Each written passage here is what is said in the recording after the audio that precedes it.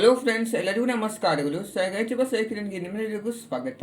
So friends, ನಾನು ನಿಮಗೆ ಒಂದು ವಿಡಿಯೋದಲ್ಲಿ ನೀವು ಕಾತುರದಿಂದ ಕಾಯುತ್ತಿರುವ ಹಾಗೆ 12 ಸಂಕಷ್ಟ ಚತುರ್ಥಿಗಳನ್ನು ಆಚರಿಸಿದಷ್ಟು ಫಲಪ್ರದವಾಗಿರುವ ಅಂಗಾರಕ ಕೃಷ್ಣ ಪಿಂಗಳ ಸಂಕಷ್ಟದ ಚತುರ್ಥಿ ಯಾವಾಗ ಅಂತ ತಿಳಿಸ್ಕೊಡ್ಬೇಕು ಅಂತ ಅಂದ್ಕೊಂಡಿದ್ದೀನಿ. ಹಾಗೆ ಅದರ ಮಹತ್ವ ಹಾಗೆ ಚಂದ್ರೋದಯ ಸಮಯ ಸಹ ತಿಳಿಸ್ಕೊಡ್ತೀನಿ. ಬನ್ನಿ ನೋಡಂತೆ.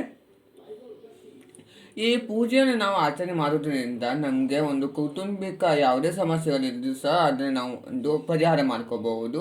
ಈ ಪೂಜೆ ಅಂದರೆ ಈ ಸಂಕಷ್ಟ ಚತುರ್ಥಿಯನ್ನು ಸಾಕ್ಷಾತ್ ಸಂಕಷ್ಟ ಚತುರ್ಥಿ ದಿವಸ ಗಣೇಶನೇ ಭೂಮಿಯ ಮೇಲೆ ಬಂದು ತನ್ನ ಎಲ್ಲ ಭಕ್ತರನ್ನು ಹರಿಸುತ್ತಾನೆ ಅಂತ ಸಹ ನಂಬಿಕೆ ಇದೆ. ಹಾಗೆ ಈ ಅಂಗಾರಕ ಸಂಕಷ್ಟ ಚತುರ್ಥಿಯನ್ನು ನಾವು ಆಚರಣೆ ಮಾಡುವುದರಿಂದ ವರ್ಷಕ್ಕೆ ಬರುವಂತಹ 12 ಸಂಕಷ್ಟದ ಚತುರ್ಥಿಗಳನ್ನು ಸಹ ಆಚರಿಸಿದಷ್ಟು ಸಮ ಅಂತ ನಂಬಿಕೆ. ಸೊ ಆದ್ದರಿಂದ ಈ ಸಂಕಷ್ಟ ಚತುರ್ಥಿಯನ್ನು ಎಲ್ಲರೂ ಸಹ ಆಚರಣೆ ಮಾಡ್ತಾರೆ.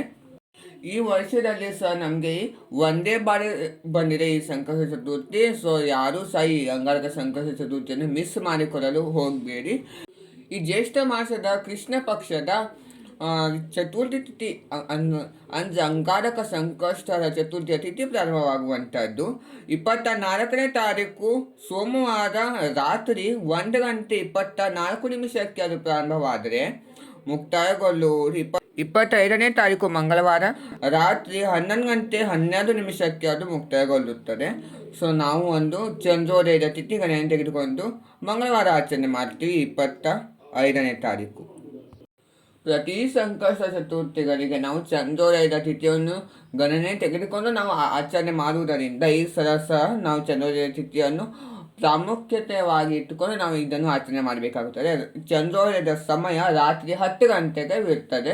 ಸೊ ಚಂದ್ರೋದಯ ಆಗಿದ ನಂತರ ಏನು ಒಂದು ಕ್ರಮಗಳನ್ನು ಆಚರಣೆ ಮಾಡಬೇಕು, ಹಾಗೆ ಪೂಜೆಯ ವಿಧಾನ, ದೀಪಾರಾಧನೆ, ಹಾಗೆ ವಿಶೇಷವಾಗಿ ಸಂಕಲ್ಪ ಮಾಡಿಕೊಳ್ಳುವ ವಿಧಾನಗಳನ್ನು ನಾನು ಒಂದು ಮುಂದಿನ ವಿಡಿಯೋದಲ್ಲಿ ತಿಳಿಸ್ಕೊಳ್ತಾ ಹೋಗ್ತೀನಿ. ನೋಡಲ್ಲ ಫ್ರೆಂಡ್ಸ್, ಇವತ್ತಿನ ವಿಡಿಯೋದಲ್ಲಿ ನನಗೆ ವಿಶೇಷ ಫಲಪ್ರದವಾಗಿರುವ ಕೃಷ್ಣ ಪಿಂಗಳ ಅಂಗಾರಕ ಸಂಕಷ್ಟದ ಚತುರ್ಥಿ ಯಾವಾಗ ಅಂತ ತಿಳಿಸ್ಕೊಟ್ಟಿದ್ದೀನಿ. ನಿಮಗೆ ಇಷ್ಟವಾದಲ್ಲಿ ಲೈಕ್ ಮಾಡಿ, ಶೇರ್ ಮಾಡಿ, ಕಮೆಂಟ್ ಮಾಡಿ. ಯಾವ್ಯಾವ ಕಾರಣಕ್ಕೂ ಪ್ಲೀಸ್ ಫ್ರೆಂಡ್ಸ್ ನನಗೊಂದು ಸಬ್ಸ್ಕ್ರೈಬ್ ಮಾಡೋದನ್ನು ಮರಿಬೇಡಿ. Thank you.